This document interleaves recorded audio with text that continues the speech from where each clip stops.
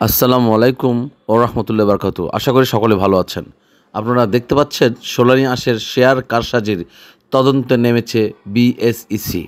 এই সমস্ত শিরোনাম যখন আমরা দেখতে পাই তখন সত্যই গায়ের মধ্যে মনে হয় কাঁটা দিয়ে ওঠে। গায়ে সূচ লাগিয়ে দিয়ে যখন কেউ ক্ষতবিক্ষত করলে যেমন যে কষ্টগুলো লাগে, ঠিক সেই ধরনের কষ্ট লাগে যখন এই ধরনের একটি শেয়ার বর্তমানে বাজারটা যখন একটু পজিটিভ দিকে টার্ন নিচ্ছে, বিনিয়োগকারীরা যখন আস্থা ফিরে পাচ্ছে, ঠিক তখনই এক ধরনের এই শস্যের ভিতরে ভূতরা এই ধরনের কাজগুলো নিয়ে আমাদের বিনিয়োগ বাজারকে আরও ক্ষতিগ্রস্ত করে ফেলে দেয়। আমি একটু পড়ে শোনাই হালকা একটু, এরপর আমি প্রাইস টেবিল পড়ব, কীভাবে লেনদেন হয়েছে, কতটুকু লেনদেন হয়েছে, এর 52 উইক্সের চরিত্র কী আছে, কোন ক্যাটাগরি রয়েছে, এবং ডিরেক্টর, ইনস্টিটিউট এবং পাবলিকের কাছে কী পরিমাণ রয়েছে, আমি বিস্তারিত আলোচনা করব। আমি একটু পড়ে শোনাই।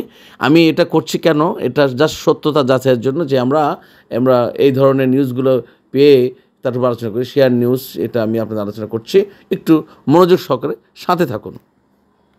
শেয়ার বাজারে তালিকাভুক্ত পাটজাত পণ্য রপ্তানিকারক প্রতিষ্ঠান সোনালী আঁশ ইন্ডাস্ট্রিজ লিমিটেডের শেয়ার কারসাজির সন্দেহজনক ঘটনা তদন্তের জন্য একটি তদন্ত কমিটি গঠন করেছে Bangladesh securities and exchange commission.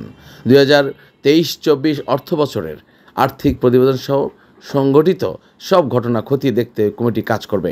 কমিটিকে 60 দিনের মধ্যে তদন্ত শেষ করে একটি প্রতিবেদন কমিশনে জমা দিতে নির্দেশ দেওয়া হয়েছে। বিএসইসি সূত্রে জানা গেছে, জুনের শেষ সপ্তাহে কোম্পানিটির শেয়ার কারসাজির তদন্তে কমিটি গঠন করা হয়েছে। কমিটির 3 সদস্যরা হলেন বিএসইসি যুগ্ম পরিচালক মোহাম্মদ জহিরুল হক, বিএসইসি সহকারী পরিচালক রেজাউল নূর মেহেদি এবং ঢাকা স্টক এক্সচেঞ্জের ম্যানেজার সাইফুল ইসলাম।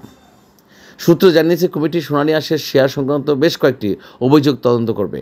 এর মধ্যে রয়েছে শেয়ারের মূল্য কারসাজি, insider trading, insider trading, serial trading এবং 2023-24 অর্থবছরের কোম্পানির শেয়ারের জন্য কৃত্রিম চাহিদা তৈরির অভিযোগ। এই বিষয়গুলো ছাড়াও কমিটি 2023-24 অর্থবছরের কোম্পানিটির আর্থিক বিবরণী ও পর্যালোচনা করবে। প্রয়োজনে তদন্তের অংশ হিসেবে অন্যান্য আর্থিক নথি এবং সংশ্লিষ্ট রেকর্ডও পরীক্ষা করা হতে পারে। আরও সূত্র জানিয়েছে, মোতাহার হোসেন নামে একজন বিনিয়োগকারীর নামে জাল শেয়ার ইস্যু করার অভিযোগ রয়েছে। বিএসইসি এই শেয়ারগুলো ডিমেটেরিয়ালাইজ করার নির্দেশ দিলেও কোম্পানি তা মানেননি। এর পরিবর্তে কোম্পানি আদালত থেকে 6 মাসের স্থগিতাদেশ নিয়েছে। আমরা এই আলোচনা করব। আরেকটু আপনাদেরকে একটু তথ্যগুলো দিয়ে নিই যে সোনালী আঁশ ব্যাপারে আমরা সাধারণত, যে আপনি জানেন যে সোনালী আঁশ আমাদের টপ 20-র মধ্যেও ছিল। এই কোম্পানিটি বেশ ভালো একটা কোম্পানি, এটা একটা এ ক্যাটাগরি কোম্পানি, বাট বাজারে ভুরি ষড়যন্ত্র রয়েছে, ভুরি কোম্পানিগুলো যারা শুভঙ্করে ফাঁকি দিয়ে রাতকে দিনকে রাত বানিয়ে ফেলতেছে, ভুরি ঘটনাগুলো আমাদেরকে প্রতিনিয়ত আঘাত করছে, সেগুলো কোনো খবর রাখছে না। বাজারে এ ক্যাটাগরি, এন ক্যাটাগরি থেকে শেয়ার একটা কোম্পানি সরাসরি জেড ক্যাটাগরিতে নিয়ে যাচ্ছে, এ ক্যাটাগরি থেকে একটি শেয়ার কোম্পানিকে তারা জেড ক্যাটাগরিতে নিয়ে যাচ্ছে, এবং আর্থিক বিবরণী পুরোপুরি মিথ্যা তথ্য দিয়ে তারা এনলিস্টেড করে নিয়ে সেটা রাতের পর রাত দিনের পর দিন বিনিয়োগকারীকে পথে বসাচ্ছে। আর এই সময়গুলো যখন আসে, ঠিক তখনই কাদের মদতপৃষ্ট হয়ে, কাদের সহযোগিতায়, কাদের ইন্ধনে বা কী কারণে এই নিউজগুলো আসে, এবং যার কারণে আমি তো অবশ্যই বলবো যে আমার বিনিয়োগকারী ভাইয়েরা সেখানে অত্যন্ত আবেগপ্রবণ হয়ে যান, অত্যন্ত হতাশা হয়ে যান, এবং তারা এটা নিয়ে অনেক সন্দিহান চোখে পড়ে যায়। তারা অনেকে এখান থেকে বের হয়ে যায়, লস ঝুঁকি নিয়ে তারা বের হয়ে যায়, লস স্বীকার করে। কিন্তু ওই একটা চক্র দেখবেন যে এই নিউজটা হয়েছে, বাট আমরা কি মঙ্গলবারে কি এটা কেনাবেচা বন্ধ থাকবে? মানে একদল বিক্রি করবে, কেনার কেউ থাকবে না?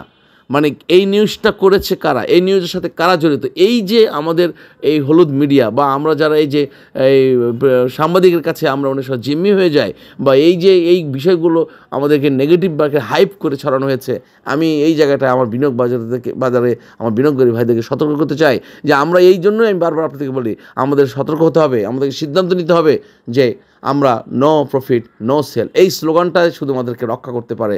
কারণ অনেক ঘটনা আমাদের বাজারকে নিয়ে ঘটানো হয়, অনেক কিছু ছেলেমানুষি বিষয়গুলো একেবারে ঢাক ঢোল পিটিয়ে একদম বড় সড়ো করে প্রচার করা হচ্ছে, বাট অনেক বড় ঘটনা ঘটছে, সেগুলো তলানিতেই পড়ে রয়ে যায়, আমরা সেগুলো জানতে পারি না। সুতরাং প্যানিক হওয়ার কিছু নাই। আমি একটু বিস্তারিত আলোচনায় আসি যে গত বৃহস্পতিবার এখানে 2 টাকা নেগেটিভে এখানে ক্লোজিং হয়েছে, 180 টাকা ক্লোজিং প্রাইস ছিল। আপনারা জানেন যে ভলিউম ছিল 78,757 শেয়ার হাতবদল হয়েছে এবং 1 বছরে 37% নেগেটিভ ছিল, এখানে 6 মাসে 25% নেগেটিভ এবং 3 মাসে 11% নেগেটিভ, 30 দিনে এটা 17% প্রফিটে ছিল। এবং আপনারা একটু জানেন যে 2024 অর্থবছরে তারা 10% ক্যাশ ডিভিডেন্ড দিয়েছে এবং ডিরেক্টরশিপ রয়েছে এখানে 31.02% এবং ইনস্টিটিউট রয়েছে 7.35 এবং পাবলিক আছে রয়েছে 61.63। বাট এখানে একটা জিনিস লক্ষণীয় আছে যে ইনস্টিটিউট এখান থেকে কিন্তু 0.08% ইনস্টিটিউট বের হয়েছে। এটাও কিন্তু এক ধরনের আপনার হচ্ছে তাদের একটি কৌশল, এটা এক ধরনের কৌশল। ওকে, এটা এক ধরনের কৌশল। আমরা একটু প্রাইস টেবিলটা একটু দেখে আসি যে দেখুন ভালো একটা অবস্থান তৈরি করেছিল, মাঝে মাঝে বেশ ভালো একটা ছন্দের মধ্যে দিয়ে দর বৃদ্ধি পেয়েছিল, মাঝে মাঝে বেশ ভালো একটা অবস্থান থেকে আমরা চলে এসেছি এই জায়গায়। আমরা আলোচনার জন্য যেটা বলি যে এই যে সোনালী আঁশ যে আমরা আজকে যে নিউজটা পেলাম, এটা তো অত্যন্ত দুঃখজনক ঘটনা যে এই ধরনের বিষয়গুলো নিয়ে যখন তারা এই তদন্তগুলো রিপোর্টগুলো সাংবাদিকের কাছে কীভাবে আসে, একটি শেয়ারের ব্যাপারে এই রিপোর্টগুলো যখন বাজারে ছড়িয়ে দেওয়া হয়, এই রিপোর্টটা কে ছড়িয়ে দিল, কীভাবে এই নিউজগুলো বাজারে চলে আসে, এটা অনেক তো সেন্সিটিভ ব্যাপার। আপনি তদন্ত করবেন, আপনি কার বিরুদ্ধে তদন্ত করবেন, এটা তো কনফিডেন্সিয়াল থাকবে। কোম্পানি এবং বিএসইসি কনফিডেন্সিয়াল ম্যাটার, মানে এটা পাবলিকলি খাওয়ানোর জন্য বা এই যে মিডিয়ায় খাওয়ানোর জন্য বা এই যে বিনিয়োগকারীদেরকে আতঙ্কিত করার জন্য এবং শেয়ার লুফে নেওয়ার জন্য। আগামীতে আপনার সোনালী আঁশ ভালো করবে, আপনি নিয়ে নেন, তো আপনার আমার সাধারণ বিনিয়োগকারীকে ক্ষতিগ্রস্ত করে কেন, আমার সাধারণ বিনিয়োগকারীদের মধ্যে আতঙ্ক ছড়িয়ে কেন বলুন ভাই? আমার বিনিয়োগকারীরা তো বারবার আঘাতপ্রাপ্ত হচ্ছে, তাদের অভিভাবক কেউ নেই, তাদেরকে নিয়ে মানে বিভিন্ন সময় বিভিন্ন রকমভাবে তাদেরকে আঘাতপ্রাপ্ত করা হচ্ছে। আমার সাধারণ বিনিয়োগকারী ভাইদেরকে, আমার বিনিয়োগকারী বোনদেরকে, এদের পাশে দাঁড়িয়ে কথা বলার মতো কেউ নেই। এমন একটা প্ল্যাটফর্ম এসে দাঁড়িয়েছে যেই অবস্থায় আমরা শেয়ার মার্কেটে আমার বিনিয়োগকারী ভাই বোনেরা টিকে রয়েছে, একটি হতাশা দুর্ভিক্ষর মতো একটা অবস্থা যাচ্ছে, যে তাদের হাহাকার যাচ্ছে, তাদেরকে কোনো কর্তৃপক্ষ কোনো গার্জিয়ান এখানে এসে মাথা উঁচু করে দাঁড়িয়ে তাদের পক্ষে দুটো কথা বলার মতো কেউ নেই, শুধু দেব বলতা হে দেতা নেই হে, এরকম একটা পরিবেশ তৈরি হয়ে গেছে। তার মধ্য দিয়ে একটু বাজার যখন বিনিয়োগকারীরা আস্থা ফিরে পাচ্ছে, ঠিক সেই সময় এই ধরনের নিউজগুলো এসে বাজারকে বেশ একটা নেগেটিভ প্রভাব তৈরি করে ফেলে। তো আমার বিনিয়োগকারী ভাইদেরকে আমরা হতাশা হতে নিষেধ করব এবং আমরা এই স্লোগানটাকে আমরা স্টাবলিশ করতে চাই, নো প্রফিট নো সেল।